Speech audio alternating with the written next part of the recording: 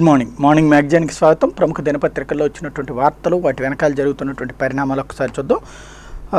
ఆంధ్రజ్యోతి మందులు బ్లాక్ అంటూ బ్లాక్ ఫంగస్కి సంబంధించినటువంటి ఒక కీలకమైనటువంటి వార్తని హైలైట్ చేసింది. ఇందులో కోవిడ్ కంటే ప్రమాదకరంగా పరిస్థితి, ఇంజక్షన్లు లేవని చేతులు ఎత్తేస్తున్నటువంటి వైద్యులు, భారంగా మారుతున్నటువంటి చికిత్స, లక్షల్లో ఖర్చు, ప్రైవేట్ ఆసుపత్రుల్లో 8 లక్షల పైనే ప్యాకేజీ, యాంపోటెర్సిన్ బి బ్లాక్లో 40,000కు విక్రయం, ఆరోగ్యశ్రీలో చేర్చుకొని ప్రైవేట్ ఆసుపత్రులు, హైదరాబాద్కు వెళ్తున్న దక్కని వైద్యం, తెలంగాణ ప్రభుత్వ ఆసుపత్రుల్లో కూడా చేర్చుకొని వైను అనేది ప్రధానంగా హైలైట్ చేసింది. ఇందులో మొన్నటి వరకు రెమిడెసివిర్ కోసం కరోనా బాధితుల హాహాకారాలు, ఇప్పుడు యాంపోటెర్సిన్ బి కోసం బ్లాక్ ఫంగస్ బాధితుల అన్వేషణ, ఆ ఇంజెక్షన్ ఇస్తేనే ఫంగస్ పోతుంది, ప్రాణాలు నిలుస్తాయనే ఆశ, కానీ మార్కెట్లో ఎక్కడా ఈ మందు దొరకడం లేదు. పోనీ ప్రభుత్వం దగ్గర ఉందా అంటే అది లేదు. దీంతో బ్లాక్ ఫంగస్ బాధితుల బాధ వర్ణనాతీతంగా మారింది. బ్లాక్ ఫంగస్ సోకిన వారికి యాంపోటెర్సిన్ బి 300 mg ఇంజెక్షన్ రోజుకొకటి చొప్పున 2 వారాల పాటు అందించాలి. అప్పటికీ తగ్గకపోతే మరికొన్ని రోజులు కొనసాగించాలి. అప్పుడే ఫంగస్ నియంత్రణలోకి వస్తుంది. లేకుంటే రోజుల వ్యవధిలోనే దాని ప్రభావం కళ్ళ నుంచి బ్రెయిన్కి పాకుతుంది. ఆ తర్వాత ప్రాణాలు దక్కడం కష్టమని వైద్యులు చెప్తూ ఉన్నారు అన్నటువంటి విషయాన్ని ఇక్కడ ప్రధానంగా హైలైట్ చేసింది. ఇంకొక వైపున ఆనందయ్య మందు అప్పటిదాకా బంద్. ఏదైతే ప్రజలందరూ కూడా పెద్ద ఎత్తున వెళ్ళినటువంటి ఆనందయ్య మందుకు సంబంధించినట్టు, అసలు మందు అని కాకుండా దాన్ని ఒక ఏ ప్రసాదం అన్నో బూస్టర్ నేను ఇచ్చుంటే గొడవ ఉండేది కాదు. ఇది నివేదికలు వచ్చాకే నిర్ణయం. కంటి వైద్యులు CCRAS పరిశీలనకు కృష్ణపట్నం ఆనందయ్య మందు శాంపిల్స్, వారంలో వైద్య నివేదికలు రావచ్చు, తర్వాతే పంపిణీ మీద నిర్ణయిస్తామంటూ ముఖ్యమంత్రి ఇచ్చినటువంటి ఆదేశాలు. ఆ మందు హానికరం కాదు, సహజంగా లభించే పదార్థాలతోనే తయారీ, వీటిలో ఆరోగ్యానికి హాని చేసేవి లేవు, ల్యాబ్కి శాంపిల్స్, కొన్ని ఫలితాలు రావాలి. సమావేశంలో ఆయుష్ కమిషనర్ రాములు చెప్పారన్నటువంటి అంశం. పంపిణీ కొనసాగించేలా ఆదేశాలు ఇవ్వండి అంటూ హైకోర్టులో 2 ప్రజా ప్రయోజన వ్యాజ్యాలు దాఖలైనవి. కరోనా నివారణ కోసం నెల్లూరు జిల్లా కృష్ణపట్నం ఆనందయ్య ఇచ్చే ఆయుర్వేద మందు మీద వైద్య నివేదికలు వచ్చిన తర్వాత పంపిణీ మీద తుది నిర్ణయం తీసుకుందామని ముఖ్యమంత్రి జగన్మోహన్ రెడ్డి స్పష్టం చేశారు. Central council for research in ayurvedic కంటి వైద్యుల నివేదికలు వచ్చేందుకు 1 వారం రోజులు సమయం పట్టచ్చని అన్నారు. ఇది నిన్న జరుగుతున్నట్టు. పక్కన వాళ్ళ పార్టీ నాయకులేమో మేము సెట్ చేసేస్తున్నాం అంటే ముఖ్యమంత్రి ఈ తరహాలో బోత్ సైడ్స్ ఎవరి యాంగిల్ వాళ్ళకి నడుస్తున్నటువంటి పరిస్థితి అయితే ఉంది. చివరికి మొత్తం మీద పబ్లిక్ నమ్మినటువంటి ఒక అంశం అయితే ఆగిపోయినటువంటి పరిస్థితి అయితే స్పష్టంగా కనబడుతుంది. మరోవైపున రఘురామను మళ్ళీ పట్టుకెళ్దాం అంటూ ఒక కీలకమైనటువంటి వార్తను హైలైట్ చేశారు. ఎంపీ కోసం పోలీసులు వెయిటింగ్, డిశ్చార్జి కాగానే తీసుకురావాలని గుంటూరు అర్బన్ ఎస్పీ ఆదేశించారు. ఇది సుప్రీంకోర్టు ఉత్తర్వుల ఉల్లంఘనే. రఘురామ లాయర్ల స్పష్టీకరణ, ఎస్పీకి కోర్టు ధిక్కార నోటీసు, మ్యాజిస్ట్రేట్ కోర్టులో బెయిల్ మీద స్పష్టత, డిశ్చార్జి సమ్మరీ రాగానే బాండ్ల సమర్పణ అంటూ సుప్రీంకోర్టు బెయిల్ ఇచ్చినా సరే ఎంపీ రఘురామకృష్ణరాజు సికింద్రాబాద్ ఆర్మీ ఆసుపత్రి నుంచి బయటికి రాగానే మళ్ళీ ఆయన గుంటూరు జైలుకి తరలించాలని భావిస్తున్నారా? ఎప్పుడు వస్తే అప్పుడు అదుపులోకి తీసుకునేందుకు వీలుగా ఆర్మీ ఆసుపత్రి బయటే గుంటూరు పోలీసులు సిద్ధంగా ఉన్నారా? ఇందుకు రఘురామ తరపు న్యాయవాదులు అవుననే సమాధానం చెప్తున్నారు. దీనిపై ఏకంగా గుంటూరు అర్బన్ ఎస్పీ అమ్మిరెడ్డి సోమవారం కోర్టు దగ్గర నోటీసులు కూడా జారీ చేశారు. అమ్మిరెడ్డికి సిఐడి పెట్టిన రాజద్రోహం కేసులో అరెస్ట్ అయిన రఘురామకు సుప్రీంకోర్టు బెయిల్ మంజూరు చేసిన సంగతి తెలిసిందే. రఘురామను ఎప్పుడు డిశ్చార్జ్ చేయాలో ఆర్మీ ఆసుపత్రి వైద్యులు సూచిస్తారు. డిశ్చార్జ్ అయిన తర్వాత 10 రోజుల పైన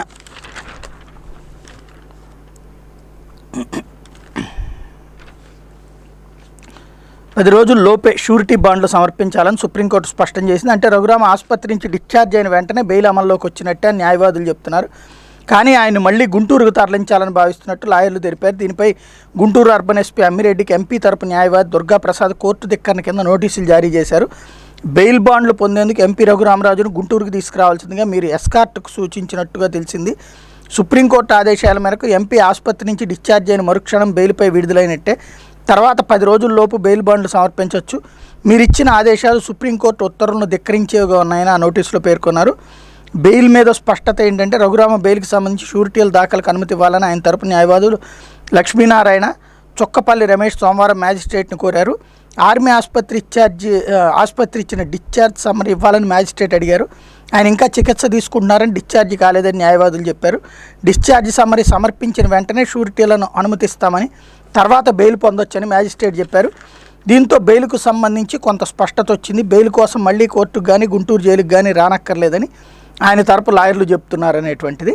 ఇక్కడే మరొకటి, నొప్పి భరించలేకున్నానంటూ 2 రోజులు చికిత్స కొనసాగించండి, డిశ్చార్జికి ఆదేశిస్తే వివరాలు నమోదు చేయండి అంటూ ఆసుపత్రి కమాండెంట్కి రఘురామరాజు వినతి గురించి కూడా హైలైట్ చేశారు. ఇందులో నా 2 కాళ్ళు తీవ్రంగా నొప్పి పెడుతున్నాయి, అకస్మాత్తుగా నా బ్లడ్ ప్రెషర్ పెరిగిపోయింది, మధ్యాహ్నం 2:30 గంటల సమయంలో 146/99, 4 గంటల సమయంలో 151/101 పెరిగింది, ఒంట్లో మగతగా ఉంటుంది, నోరు పెరచకట్టుకుపోతుంది. నా ఆరోగ్య పరిస్థితిని దృష్టిలో ఉంచుకుని doctor Sen Gupta, doctor Philip పర్యవేక్షణలో 2-3 రోజులు ఇక్కడే వైద్య సేవలు అందించండి అని సికింద్రాబాద్ ఆర్మీ ఆసుపత్రి కమాండెంట్ను రఘురామరాజు అభ్యర్థించారు. దీనిపై ఆయన సోమవారం ఓ లేఖ రాశారు. ఈ వైద్య సేవలకు అయ్యే మొత్తం వ్యయాన్ని తాను భరిస్తానని తెలిపారు. ఒకవేళ తనను డిశ్చార్జ్ చేయాలని ఆదేశాలు ఉంటే డిశ్చార్జ్ సమ్మరీలో తన ఆరోగ్య పరిస్థితిని నమోదు చేయాలని కోరారు. సుప్రీంకోర్టు తనకు బెయిల్ మంజూరు చేస్తూ ఆదేశాలు జారీ చేసిందని గుర్తు చేశారు. ఇదే సమయంలో ఆంధ్రప్రదేశ్ పోలీసులు అనధికారికంగా ఆసుపత్రి పరిసర ప్రాంతాల్లో ఉన్నారని కమాండెంట్కి వివరించారు అన్నటువంటిది ఇది ఒక సంచలనాత్మకమైనటువంటి అంశంగా కూడా అయ్యింది. మరొక వైపున టీడీపీ మాజీ MLA BC Janardhan Reddy arrest అన్నటువంటిది కూడా ఒకటి ప్రధానమైనటువంటి వార్త అయింది.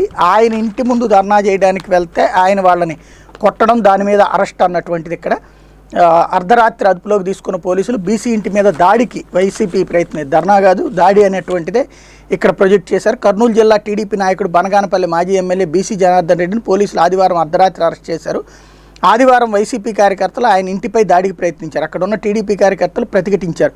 వైసీపీ కార్యకర్తల ఫిర్యాదుతో పోలీసులు ఆయనతో పాటు మరో 8 మంది టీడీపీ కార్యకర్తలు శ్రీను, దివాకర్, విజయరెడ్డి, పెద్ద హుస్సేన్, మురళీమోహన్ రెడ్డి, రమణ, నరసింహ, అత్తార్ హుస్సేన్ మీద హత్యాయత్నం 307, 147, 148, 324, 341 సెక్షన్లతో పాటు ఎస్సీ, ఎస్టీ అట్రాసిటీ కేసు నమోదు చేశారు. అర్ధరాత్రి జనార్దన్ రెడ్డిని అరెస్ట్ చేసి సోమవారం తెల్లవారుజామున 3 గంటలకి డోన్ రూరల్ పోలీస్ స్టేషన్కి తీసుకెళ్లారు. డోన్ ప్రభుత్వ వైద్యశాలలో ఆరోగ్య పరీక్షలు నిర్వహించారు. ప్రభుత్వ వైద్యశాలలో జనార్దన్ రెడ్డితో మాట్లాడేందుకు మీడియా ప్రయత్నించగా పోలీసులు అడ్డుకున్నారు. అనంతరం ఆళ్లగడ్డ కోర్టులో జూమ్ యాప్ ద్వారా హాజరుపరిచారు. జూనియర్ సివిల్ జడ్జి శైలజ ఆయనకు జూన్ 4 వరకు జ్యుడిషియల్ రిమాండ్ విధించారు. తొలుత కర్నూలు సబ్ జైలుకి పంపాలని ఆదేశించిన, ఆ తర్వాత ఆదోని జైలుకి తరలించాలని ఉత్తర్వులు ఇచ్చారు. దాంతో పోలీసులు ఆయన ఆదోని సబ్ జైలుకి తీసుకువెళ్లారు. అక్రమ కేసుల మీద న్యాయ పోరాటం చేస్తాం బీసీ, ఇంతకుముందు జనార్దన్ రెడ్డిని అరెస్ట్ చేసి తీసుకొచ్చారన్న సమాచారం తెలుసుకుని డోన్, బనగానపల్లె టీడీపీ శ్రేణులు పెద్ద ఎత్తున రూరల్ స్టేషన్కి తరలి వచ్చాయి. వారిని ఉద్దేశించి ఆయన కొద్దిసేపు మాట్లాడారు. తనతో పాటు టీడీపీ కార్యకర్తలపై పెట్టిన కేసులపై న్యాయ పోరాటం చేస్తామని స్పష్టం చేశారు. బనగానపల్లెలో తన ఇంటి వద్దకు వైసీపీ వర్గీయులు వచ్చి రెచ్చగొట్టే విధంగా దూషిస్తున్నారని, ఎంతో సహనంతో ఉన్న దాడికి ప్రయత్నించారని, ఈ సందర్భంగా ఘర్షణ జరిగితే తమపై హత్యాయత్నం కేసులు నమోదు చేయడం అన్యాయమని అన్నారు.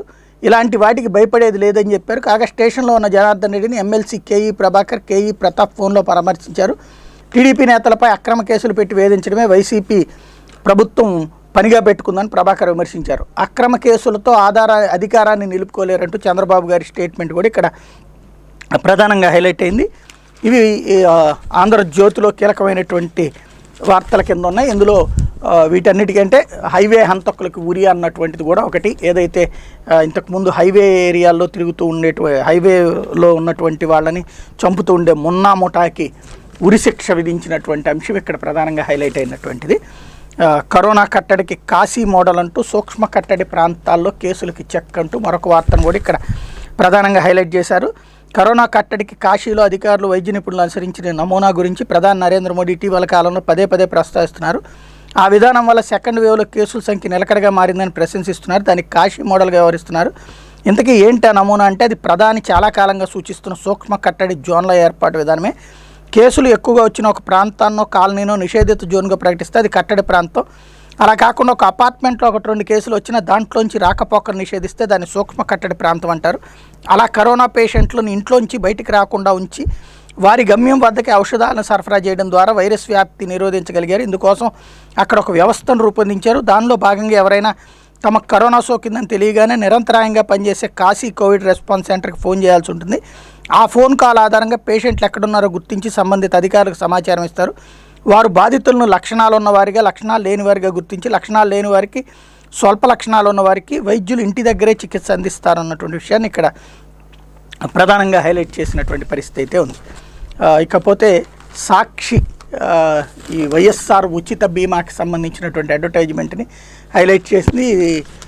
నేరుగా మేమే ఖర్చు పెడుతున్నాం అన్నటువంటిది. ఇందులో ఆటంకం లేకుండా ఆక్సిజన్ అంటూ మరొక కీలకమైనటువంటి వార్త. ఇందులో కోవిడ్ తుఫాన్పై ఉన్నత స్థాయి సమీక్షలో సీఎం జగన్ ఆదేశాలు. 50 పడకలు దాటిన ప్రతి ఆసుపత్రిలో ఆక్సిజన్ ఉత్పత్తి ప్లాంట్లు, పిఎస్ఏ ప్లాంట్లు నెలకొల్పే ప్రైవేట్ ఆసుపత్రికి 30% ఇన్సెంటివ్, బ్లాక్ ఫంగస్ ఇంజక్షన్లు తగినన్ని తెప్పించండి, తుఫాన్తో కోవిడ్ రోగులకు ఎలాంటి ఇబ్బంది కలగకూడదు, ఉత్తరాంధ్రలో వారిని తరలించాల్సి వస్తే వెంటనే చర్యలు చేపట్టాలి, ఆక్సిజన్ నిల్వలను ఎప్పటికప్పుడు పరిశీలించాలి, ఆక్సిజన్ ఉత్పత్తి చేసే ప్లాంట్లకు కోవిడ్ ఆసుపత్రులు విద్యుత్ అవాంతరాలు తలెత్తకూడదు, లోతట్టు ప్రాంతాల ప్రజలు సురక్షిత ప్రదేశాలకు తరలింపు, సహాయ శిబిరాల్లో నిత్యావసరాలు మొదలు అన్ని సదుపాయాలు ఉండాలని చెప్పి ఆదేశించారన్నటువంటి విషయాన్ని ఇక్కడ ప్రధానంగా హైలైట్ చేశారు.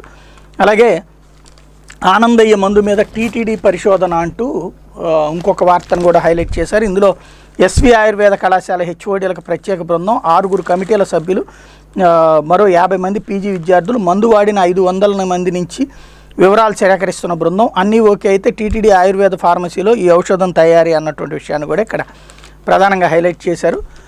ఇందులో ఫలితాలు రాగానే నిర్ణయం అన్నటువంటి విషయాన్ని కూడా ఆనందయ్య మందు మీద ముఖ్యమంత్రి వైఎస్ జగన్ చెప్పినటువంటి మాట. శాంపిళ్లను పంపించినటువంటి నేపథ్యంలో కంట్లో డ్రాప్స్ పైన నిపుణులతో పరిశీలిస్తున్నాం అన్నటువంటిది, ఇదంతా చేసి తర్వాత ఎలవ్ చేయమని చెప్పేసి ముఖ్యమంత్రి ఆదేశించారన్నట్టు. ఇంకొకటి, గత ప్రభుత్వ కరెంటు షాక్ అంటూ 39,280 కోట్లు, 64 పీపీఎల మీద అనుమానపు నీడలు, కొన్ని సంస్థలకు ఏకంగా 32% లబ్ధి, ఇతర రాష్ట్రాల్లో పోటీ బిడ్డింగ్, ఏపీలో మాత్రం అడ్డగోలుగా ఒప్పందాలు, కాగ్ నివేదికతో వెలుగు చూస్తున్న వాస్తవాలు, పీపీఎల పునఃపరిశీలనకు ప్రభుత్వ కమిటీ సిఫార్సు అంటూ గత టీడీపీ ప్రభుత్వం విద్యుత్ కొనుగోలు ఒప్పందాల విషయంలో కేవలం కొన్ని కంపెనీలకే ప్రాధాన్యతనివ్వడం డిస్కంల నష్టానికి కారణమైంది. దీనిపై వైఎస్ఆర్సీపీ ప్రభుత్వం నియమించిన కమిటీ కూడా ఇదే అభిప్రాయం వ్యక్తం చేసింది. తాజాగా కంట్రోలర్ అండ్ ఆడిటర్ జనరల్ నివేదిక కూడా పీపీఎల వల్ల జరిగిన నష్టాన్ని ప్రస్తావించింది. 2015 తర్వాత ఆంధ్రప్రదేశ్లో జరిగిన సౌర పవన విద్యుత్ కొనుగోలు ఒప్పందాలు భారీగానే ఉన్నాయి. వీటి విలువ ఏకంగా 39,280 కోట్లు. నాడు పవన సౌర విద్యుత్ ధరలు తగ్గుతాయని ఇతర రాష్ట్రాలు ముందుగానే గుర్తించాయి. రాష్ట్ర విద్యుత్ అధికారులు కూడా అప్పటి టీడీపీ ప్రభుత్వం దృష్టికి ఇదే అంశాన్ని తీసుకెళ్లారు. అయినా చంద్రబాబు ప్రభుత్వం దీన్ని పెడజేవిని పెట్టింది. మిగతా రాష్ట్రాలని బిడ్డింగులకు వెళ్తున్న ఏపీ మాత్రం జనరిక్ టారిఫ్, నిర్దేశించిన టారిఫ్ మేరకు ఇచ్చింది. అది కూడా టీడీపీ ప్రభుత్వ పెద్దలతో ఏదో రకంగా సంబంధం ఉన్న కంపెనీలే కావడం అనుమానాలకు తావిస్తోంది. ఉదాహరణ, గ్రీన్కో అనే సంస్థ 12,672 కోట్ల విలువైన 16 ఒప్పందాలు చేసుకుంటే ఈ మొత్తంలో ఏకంగా గ్రీన్కోకు 32% వాటా కట్టబెట్టారు. అట్లాగే రెన్యూ అనే సంస్థకి 8,513 కోట్ల విలువైనటువంటి 15 ఒప్పందాలు చేసుకుంటే ఈ మొత్తంలో ఆ సంస్థకి 22% లబ్ధి చేకూరింది. ఈ నేపథ్యంలో మొత్తం 133 పవన విద్యుత్ పీపీఎల మీద సవివరమైన సమాచారం డిస్కంలు ఆంధ్రప్రదేశ్ విద్యుత్ నియంత్రణ మండలికి అందించాయి అంటూ దానికి సంబంధించినటువంటి అంశాన్ని ఇక్కడ ప్రధానంగా హైలైట్ చేసింది. మరి దీని మీద కూడా చర్యలు తీసుకుంటామంటారా ఏంటనేటువంటిది చూడాల్సి ఉంది. ఓవరాల్గా చూసుకుంటే తగ్గిన మద్యం అమ్మకాలు, ఇదొకటి ప్రధానమైనటువంటి వార్త. ఏదైతే ధరలు పెరిగినటువంటి దాని మూలంగా బీరు విక్రయాలు, లిక్కర్ అమ్మకాల్లోని ఇదే పరిస్థితి. బీరు అమ్మకాల్లో 52%, లిక్కర్లో 10% తగ్గుదల, ఆదాయం కంటే ప్రజారోగ్యానికి ప్రాధాన్యం ఇస్తుంది రాష్ట్ర ప్రభుత్వం అన్నటువంటి విషయాన్ని ఇక్కడ ప్రధానంగా హైలైట్ చేసింది. అలాగే ఈనాడు చూస్తే ఇది కూడా ఈ ఉచిత బీమాకి సంబంధించినటువంటి అడ్వర్టైజ్మెంటు ప్రధానంగా హైలైట్ చేసింది. అదే సందర్భంలో డాక్టర్ సుధాకర్ది ప్రభుత్వ హత్య అంటూ నిన్న ఏదైతే విశాఖలో కుటుంబ సభ్యుల్ని పరామర్శించిన నారా లోకేష్కి సంబంధించినటువంటి అంశాన్ని హైలైట్ చేశారు. ఇందులో విశాఖలో ఇటీవలే గుండెపోటుతో చనిపోయినటువంటి డాక్టర్ సుధాకర్ది ముమ్మాటికి ప్రభుత్వ హత్యనని తెలుగుదేశం పార్టీ ప్రధాన కార్యదర్శి నారా లోకేష్ ఆరోపించారు. సోమవారం విశాఖ వచ్చిన ఆయన సుధాకర్ ఇంటికి వెళ్లి కుటుంబ సభ్యులను పరామర్శించారు. అనంతరం మీడియాతో మాట్లాడుతూ నర్సీపట్నం ఎమ్మెల్యే దగ్గర నుంచి విశాఖలోని వైకాపా నాయకుల వరకు అందరూ సుధాకర్ని ఎన్నో రకాలుగా ఇబ్బంది పెట్టారని ఆరోపించారు. పీపీఈ కిట్లు, మాస్కులు ఇవ్వలేదని మాట్లాడినందుకు ఈ ప్రభుత్వం సుధాకర్పై కేసు పెట్టి సస్పెండ్ చేసిందన్నారు. చేతులు వెనక్కి కట్టి పిచ్చోడ్లా మార్చిందని ఆరోపించారు. ఇవన్నీ తట్టుకోలేక ఆయన గుండెపోటుతో మరణించారని వెల్లడించారు. దళితులపై జరుగుతున్న దాడులు సుధాకర్తోనే ఆగాలి. వచ్చే తెలుగుదేశం పార్టీ ప్రభుత్వం రాజారెడ్డి రాజ్యాంగాన్ని చెత్తబుట్టలో పడేస్తాం. ఏ అధికారులైతే రాజారెడ్డి రాజ్యాంగాన్ని అమలు చేస్తున్నారో రాబోయే రోజుల్లో వారు చాలా ఇబ్బంది పడతారు. ఇది ప్రభుత్వ హత్య కేసు కనుకే సుధాకర్ కుటుంబానికి 1 కోటి పరిహారంగా ఇవ్వాలని కోరుతున్నామని లోకేష్ పేర్కొన్నారు.